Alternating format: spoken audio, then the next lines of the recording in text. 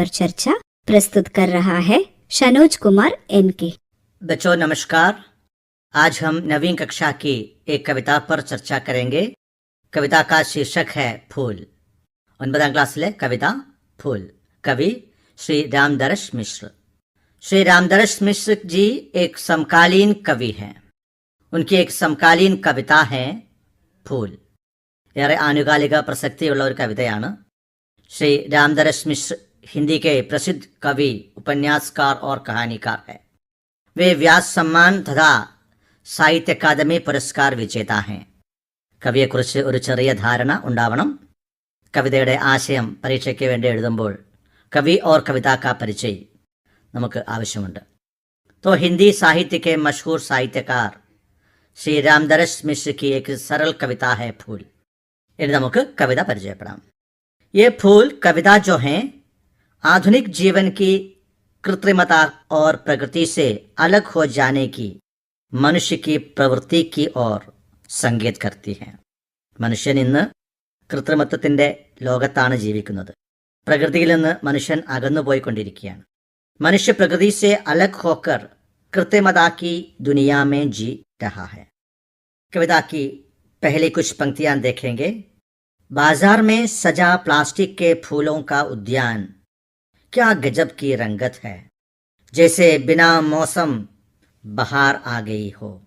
न मिट्टी गोड़ने की समस्या, न खाद, न पानी, न चिड़ियों की रखवाली, न मौसम का इंतजार, एक ही भाव से हमेशा दहकते रहते हैं ये फूल।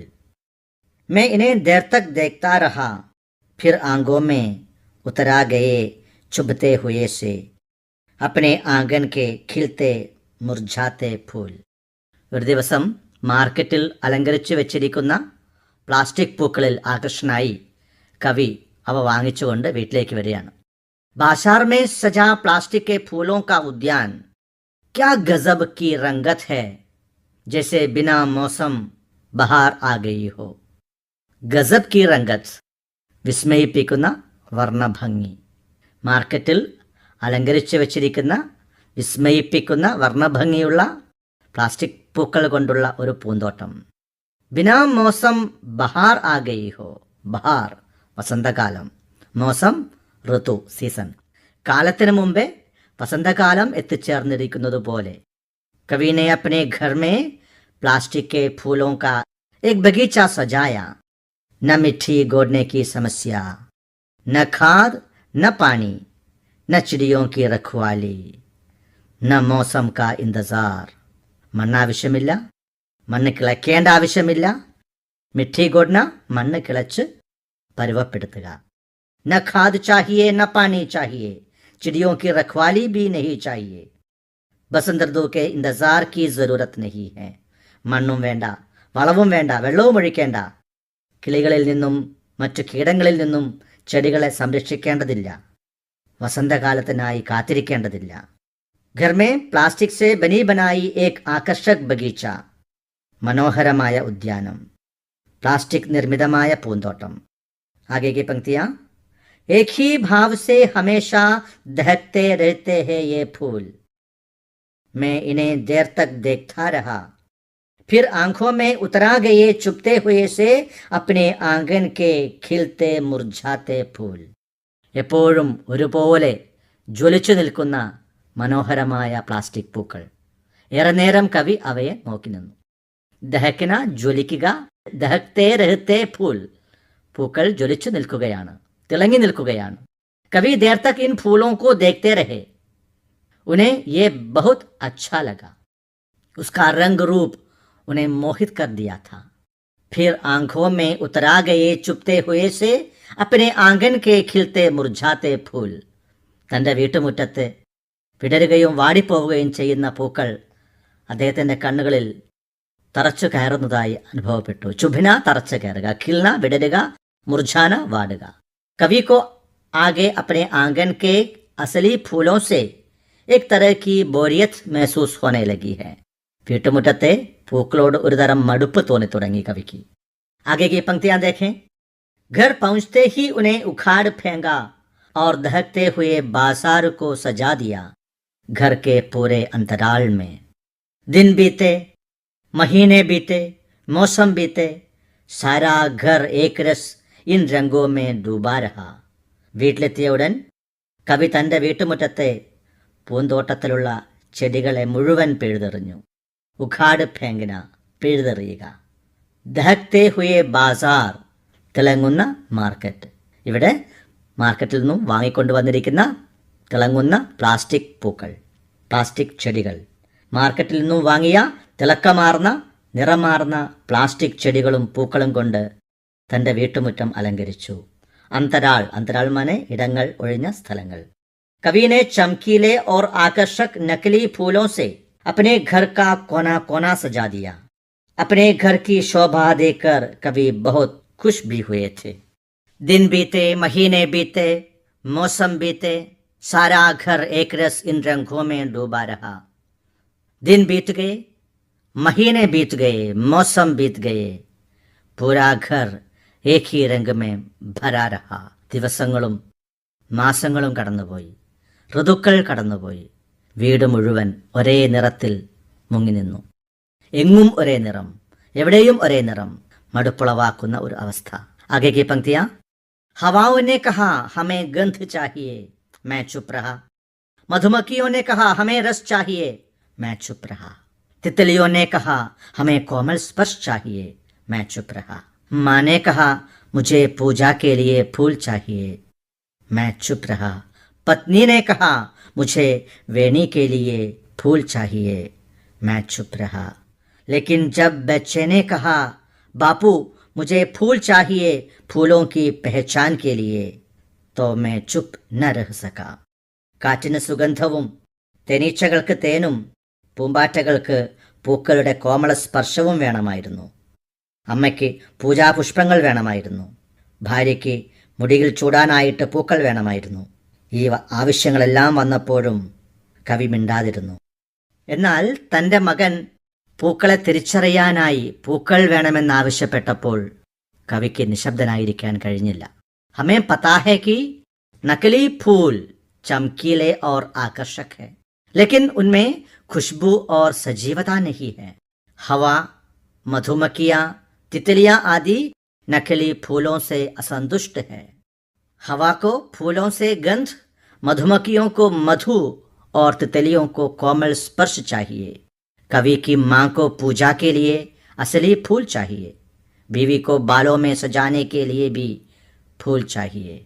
छोटे बच्चे भी नकली फूलों से ऊब गए थे. ഏവരും കൃത്രിമ പൂന്തോട്ടം കാരണം മടുത്തുപോകുന്ന അവസ്ഥയിലെത്തി. आगे की पंक्तियां.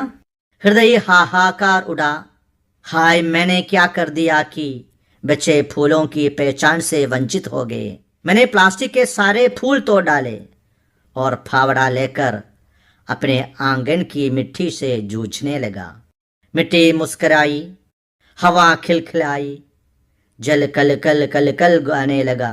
കവിയുടെ ഹൃദയം ഉറക്കെ കരയാൻ തുടങ്ങി. ഞാൻ എന്താണ് ഈ ചെയ്തത്? കുഞ്ഞുങ്ങൾക്ക് പൂക്കൾ എന്തെന്ന് തിരിച്ചറിയാൻ പറ്റുന്നില്ലല്ലോ. കവി പ്ലാസ്റ്റിക് പൂക്കളെല്ലാം പിഴുതെറിഞ്ഞു. മൺവെട്ടിയെടുത്ത് മുറ്റത്തെ മണ്ണ് കിളച്ചു. മണ്ണ് പുഞ്ചിരിച്ചു. കാറ്റ് ചിലയ്ക്കാൻ തുടങ്ങി. വെള്ളം കളകളം പൊഴിക്കാൻ തുടങ്ങി. अपने बेटे की बातें सुनकर कवि बहुत परेशान हो गए और प्लास्टिक के सारे फूल तोड़ डाले. वे मिट्टी खोदने लगे. मिट्टी खोद कर नए बगीचे तैयार करने लगे. कवि തൻ്റെ തെറ്റു മനസ്സിലാക്കി സ്വയം തിരുത്താൻ തയ്യാറാവുകയാണ്. आज का जमाना प्लास्टिक और नकली फूलों का है. लोग इनके पीछे पड़े हैं. ये सही नहीं है. हमें प्रकृति से मिलकर जीना चाहिए. फूल एक प्रतीकात्मक कविता है. प्लास्टिक का फूल कृत्रिमता का प्रतीक है. मिट्टी का मुस्कुराना, हवा का खिलखिलाना आदि में मानवीकरण है.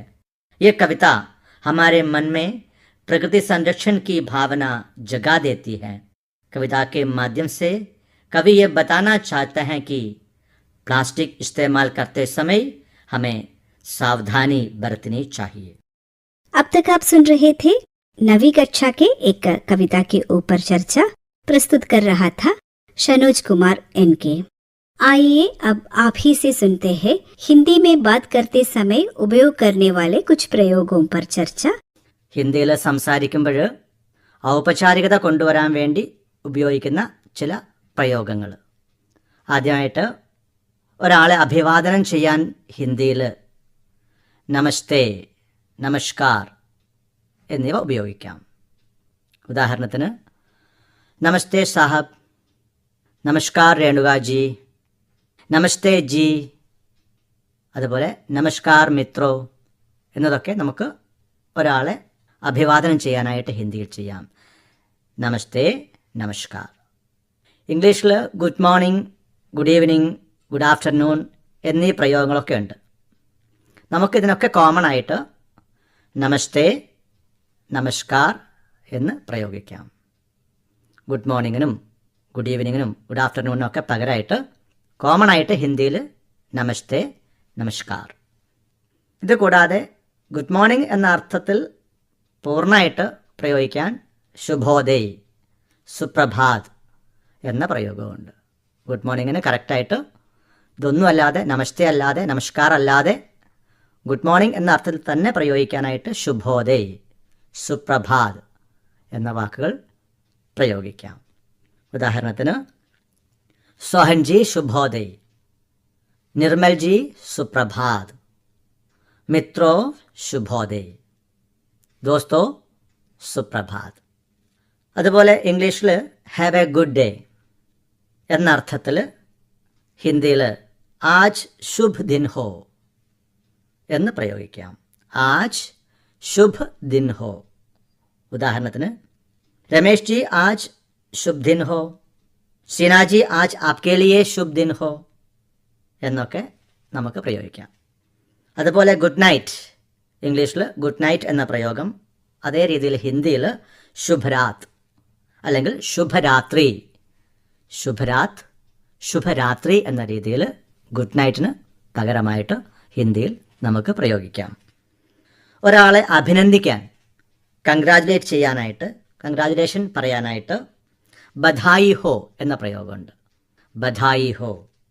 അതുപോലെ മുബാരക് ഹോ, ബധായി ഹോ, മുബാരക് ഹോ എന്ന പ്രയോഗം. ഉദാഹരണത്തിന് രാകേഷ് ജി ബഹുത് ബഹുത് ബധായി, സീമാജി ബഹുത് ബഹുത് മുബാരക് ഹോ. പലപ്പോഴും നമ്മൾ ബധായിയ എന്ന് പ്രയോഗിച്ച് കാണാറുണ്ട്. പക്ഷേ ബധായി എന്ന് തന്നെ ധാരാളമാണ്. ബധായിയാം എന്ന പ്രയോഗം ആവശ്യമില്ല. ബോത് ബോത് ബധായി, ബോത് ബോത് മുബാരക്. അതുപോലെയാണ് ജന്മദിന ആശംസകൾ പറയുമ്പോൾ, ഹാപ്പി ബർത്ത്ഡേ ഒക്കെ പറയുമ്പോൾ ജന്മദിൻ കി ബധായി ഹോ എന്ന് പറഞ്ഞാൽ മതി. അല്ലെങ്കിൽ ജന്മദിൻ കി മുബാരക് ഹോ. പ്രമോദ് ജി ജന്മദിൻ കി ബഹുത് ബഹുത് മുബാരക് ഹോ. രതീഷ് ജി ജന്മദിൻ കി ബഹുത് ബഹുത് ബധായി ഹോ. അതുപോലെ വിവാഹ ആശംസകൾ, വധൂവരന്മാർക്ക് വിവാഹ ആശംസകൾ നേരുമ്പോൾ ഷാദി കി ബധായി ഹോ അല്ലെങ്കിൽ ഷാദി കി മുബാരക് ഹോ എന്ന രീതിയിൽ പ്രയോഗിക്കാം. ഷാദി കി ബധായി ഹോ, ഷാദി കി മുബാരക്.